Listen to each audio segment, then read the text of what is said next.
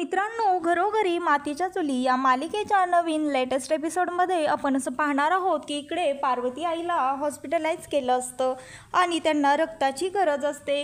तर त्या जानकीचा blood group match होत असल्यामुळे ती त्यांना रक्त देते आणि त्यानंतर ती असा विचार करते की खरंच तुम्ही कोण आहात, का आला आहात माझ्या आयुष्यामध्ये.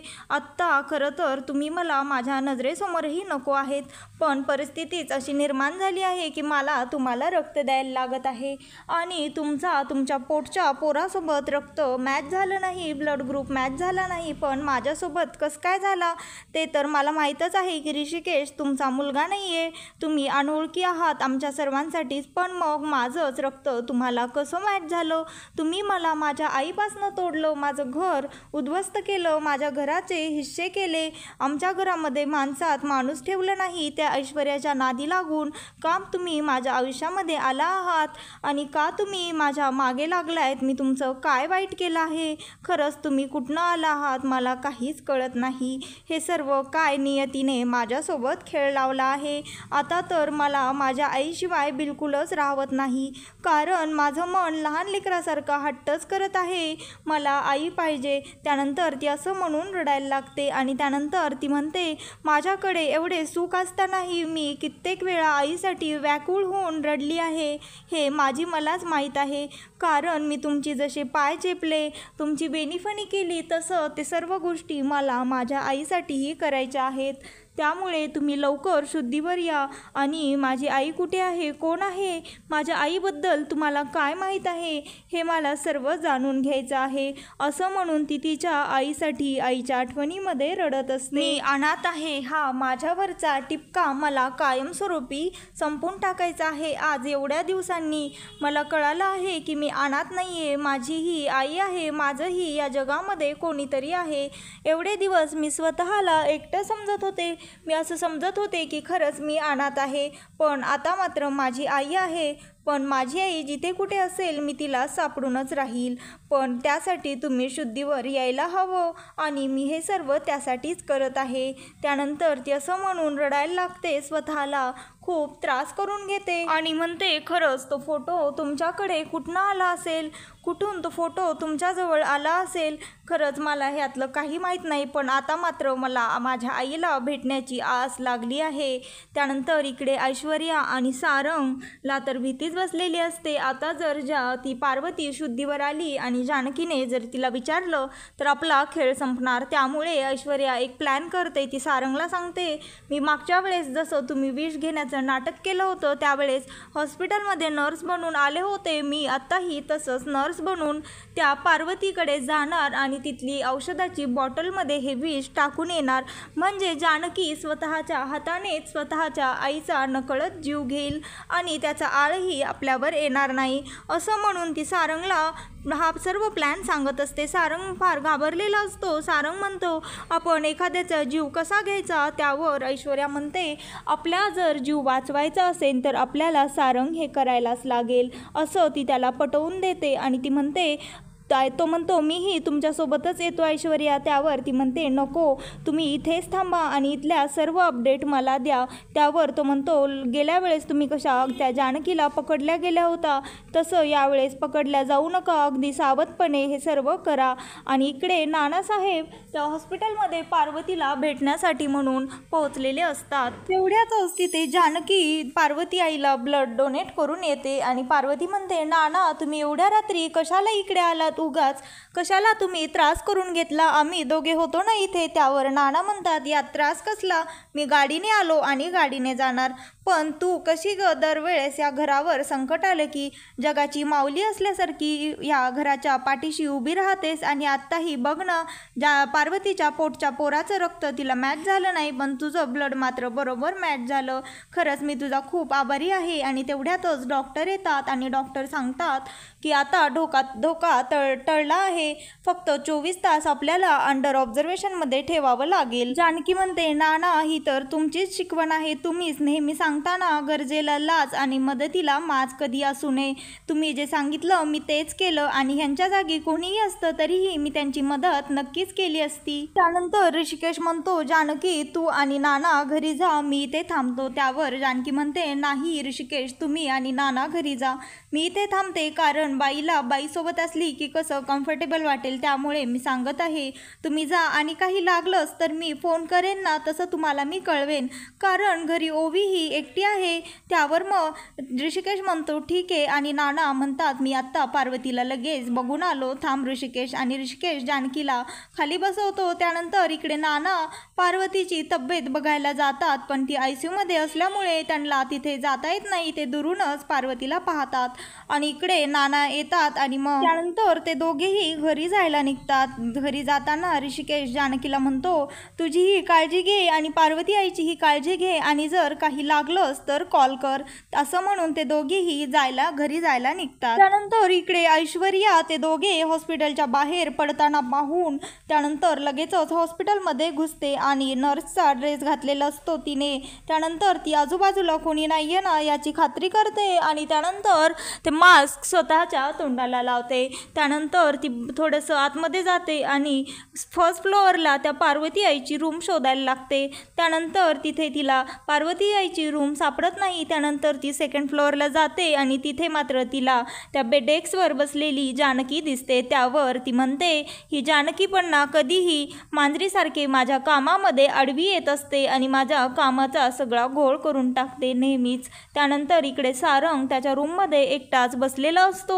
तो फार विचारांमध्ये असतो आणि तेवढ्यातच तिथे सौमित्राई येतात आणि सौमित्राई त्याला म्हणतात, अरे सारंग काय झालं, तू असं का बसला आहेस आणि ऐश्वर्या कुठे आहे? त्यावर तो डचकतो आणि गडबडतो. तो म्हणतो, ऐश्वर्या आहेत ना, म्हणजे त्या इथे नाही आहेत पण आहेत, तुला त्या भेटणार नाहीत. त्यावर ती म्हणते, तू असं काय बोलत आहेस, तुला नेमकं काय म्हणायचं आहे? त्यावर तो म्हणतो, अगं तसं नाही आई, ऐश्वर्या इथेच आहेत पण त्या बाहेर कुठेतरी गेलेल्या आहेत. त्यावर सौमित्रा म्हणते, अरे मला तर फारच काळजी वाटत आहे पार्वतीचं तसं झाल्यापासनं.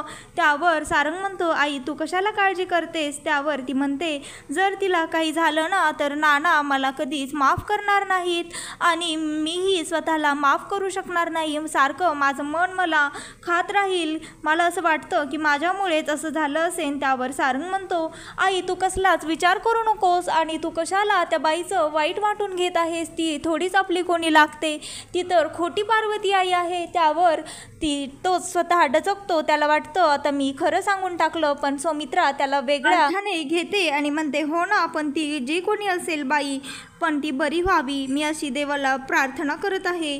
आणि इकडे ती ऐश्वर्या पार्वती आईची रूम शोधत शोधत शेवटी त्या पार्वती आईच्या रूमपर्यंत पोहोचते. पण ती आतमध्ये बघते तर तिथे जानकी पार्वती आईजवळच बसलेली असते.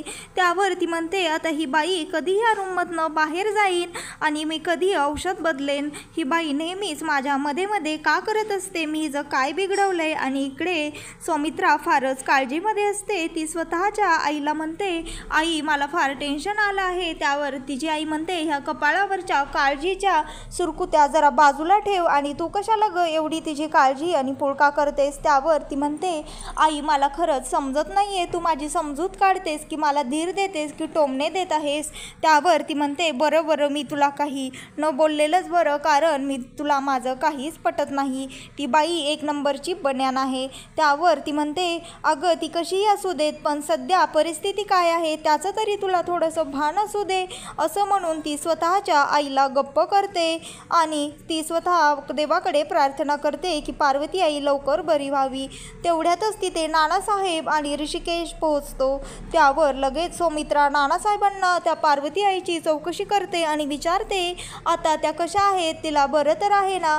त्यावर ती ऋषिकेशला म्हणते, काळजी करू नकोस बाळा, लगेच आत्ता तुझी आई हॉस्पिटलमध्ये आहे म्हणल्यास तुला काळजी वाटणं स्वाभाविकच आहे, पण त्या लवकरच बऱ्या होतील. तू टेन्शन घेऊ नकोस. तूही फार दिवसभर दमला असशील, थकला असशील. आता तू थोडा आराम कर आणि मी तुला समजू शकते. तुला आत्ता किती टेन्शन आलं असेल. असं म्हणून ती त्याची समजावत काढते आणि त्यानंतर ऋषिकेश आराम करण्यासाठी तिथनं निघून जातो.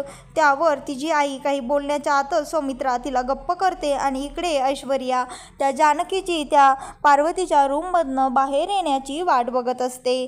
त्यावर तिकडे जानकीला झोप लागत असते, डोळा लागत असतो. त्यानंतर ती तिथे पार्वती आईच्या बेडसमोर थोड्या चक्रा मारते आणि पाणी प्यायला जाते, तर पाण्याच्या बॉटलमध्ये पाणी नसतं. त्यामुळे ती पाणी घेण्यासाठी म्हणून त्या रूममधनं बाहेर पडते आणि तोच मोका साधून, तो टाईम साधून ती ऐश्वर्या पार्वती आईच्या रूममध्ये जाते आणि तिथलं औषध बदली करते. तिथे जी औषधाची बाटली असते ती बाटल्यामध्ये दुसरी बाटली ठेवते आणि ती बाटली डस्टबिनमध्ये तिथेच असलेला फेकून देते. त्यानंतर इकडे जानकी तिथल्याच एका बाईला पाणी कुठे भेटेल ही विचारते आणि त्यानंतर ती पाण्याची बॉटल भरून तिच्या रूमकडे येत असते. त्यानंतर तिला ऐश्वर्याला चाहूल लागताच ह्या रूमकडे कोणी येत आहे. ती लगेचच पटकन तिथली एक फाईल घेऊन स्वतःला लपवण्याचा प्रयत्न करते आणि ती मनातच म्हणत असते की आता लताबाई तुझा खेळ संपला. त्यानंतर ती तिथनं जात असते आणि जानकी तिला विचारते, नर्स थांबा, हे औषध मी आत्ता दिलं तर चालेल का? आत्ता औषधांचा टाईम झाला आहे का? त्यावर ती हो म्हणून पटकन तिथनं सुटकीसरशी निघून जाते आणि त्यानंतर इकडे जानकी ते औषध घेते, त्याला शेक करते आणि ते औषध टोपणमध्ये काढत असते. त्यानंतर ती त्या पार्वती आईला जागं करण्याचा प्रयत्न करते, पण पार्वती आई मात्र झोपेतही माझी मुलगी, माझी बबडी असं त्या बरळत असतात, कारण त्यांची ताप आणखीनही कमी झालेली नसते. त्यानंतर ती त्यांना औषध देणार इतक्यातच त्यांना कफ खोकला येतो आणि मग त्यानंतर ती त्यांचं थोडंसं पाठ थोपटवते. त्यांना ते टिश्यूनी, नॅपकिननी त्यांचं तोंड पुसते आणि त्यानंतर ती ते नॅपकिन टाकण्यासाठी डस्टबिनजवळ जात असते, तर त्यांचा घट्ट हात पकडून तिला थांबवतात. त्यानंतर ती तिथनं त्या डस्टबिनजवळ ते नॅपकिन टाकण्यासाठी जाते, तर तिला तिथे सील बंद पॅक असलेली एक नवीनच औषधाची बॉटल दिसते. त्यामुळे जानकी ती बॉटल उचलते आणि त्यानंतर त्याच्यावर एक्सपायरी डेट बघते आणि ते बॉटलचं कोणती बॉटल आहे ते चेक करते. तर मग त्यानंतर तेवढ्यातच तिथे डॉक्टर येतात आणि ती म्हणते, डॉक्टर आत्ता ही बॉटल मला या डस्टबिनमध्ये सापडली. या डस्टबिनमध्ये ही बॉटल कोणी टाकली असेल? ही बॉटल कशाची आहे? जरा चेक करता का? असं म्हणून ती बॉटल त्या डॉक्टरांच्या हातामध्ये देते आणि त्यांना सांगते की ही बॉटल त्या डस्टबिनमध्ये सीलबंद कोणी टाकली असेल? त्यावर डॉक्टर म्हणतात, अहो ही तर तीच बॉटल आहे. हे ज्या बॉटलचं मी औषध तुम्हाला पार्वतीला द्यायला सांगितलं होतं. त्यावर ती म्हणते, काय? मग ही बॉटल कोणती आहे? हे कोणतं औषध आहे? असं ती डॉक्टरांना विचारते. डॉक्टर म्हणतात, हे औषध पॉयझनिंगचं आहे. हे इथे कसं आलं? हे तर एक्सपायर झालेलं औषध आहे. ह्यानं त्यांच्या जीवाला धोकाही निर्माण झाला असता. बरं, जानकी म्हणते, हे असं कसं होऊ शकतं? मी तर इथेच केव्हापासून बसले आहे. तर मित्रांनो, या मालिकेच्या पुढच्या भागामध्ये असं दाखवणार आहेत की इकडे जानकी झालेला प्रकार त्या ऋषिकेशला सांगते आणि त्यानंतर एक माणूस त्या पार्वती आईच्या रूममध्ये येऊन डॉक्टर वेशात येतो आणि तो त्या पार्वती आईच्या अंगावर चाकूने वार करणार असतो. तेवढ्यातच त्याला ती जानकी पकडते आणि इकडे ती म्हणते, सारंगला ऐश्वर्या सांगत असते, अरे मी तर माझा कालचा प्लॅन फसला, पण मग असं कोण आहे जो त्या आपली मदत करत आहे आणि पार्वतीचा जीव घेत आहे? आपली कोणीतरी अदृश्यपणे मदत करत आहे, पण कोण हे आपल्याला शोधून काढायलाच हवं. आणि इकडे त्या माणसाची आणि जानकीची झटापट होत असते. त्यानंतर जानकी ऋषिकेशला म्हणते, ऐश्वर्याच त्या माणसाला पाठवलं आहे. ऐश्वर्याच पार्वती आईच्या जीवाच्या मागे लागली आहे. पार्वती आईला ऐश्वर्यापासनं धोका आहे. त्यावर ऋषिकेश म्हणतो, पण ती असं का करेन? त्यामध्ये तिचा काय फायदा? त्यावर जानकी म्हणते, कारण तिला जे माहीत आहे तेही पार्वती आईला माहीत आहे. मित्रांनो, घरोघरी मातीच्या चुली या मालिकेचे नवनवीन आणि लेटेस्ट एपिसोड पाहण्यासाठी आत्ता चॅनलला लाईक, शेअर आणि सबस्क्राईब नक्की करा.